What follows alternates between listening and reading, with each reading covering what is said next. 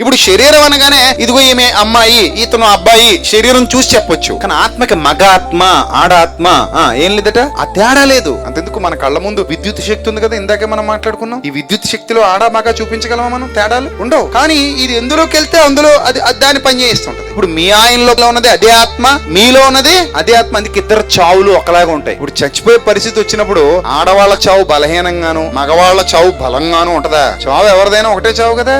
ఆడదయ్యం, మగదయ్యం, ఆడ ఆత్మ, మగ ఆత్మ. అసలు బైబిల్ ఎప్పుడు కూడా 2 రకాల ఆత్మలు ఉన్నాయని చెప్పలేదు. ఎందుకంటే ఆదాముకి ఇవ్వబడిన ఆత్మ దేవునిదే, హవ్వకి ఇవ్వబడిన ఆత్మ కూడా దేవునిదే. ఇంకో పాయింట్, ఆదాముకి ఇవ్వబడిన దేహము మట్టి నుండి తీయబడినదే, అవ్వకి ఇవ్వబడిన దేహం కూడా ఆ మట్టి నుండి తీయబడిన దేహానికి సంబంధించినదే. అందుకే మన్నైనది వెనుకటి వల్లే మన్నైపోవును, ఆత్మ దాని దయచేసిన దేవుని అంతకు మరలిపోవును. అందులో ఆడాత్మ, మగ ఆత్మ అని అస్సలు చెప్పలేదు దేవుడు, చెప్పడు కూడా.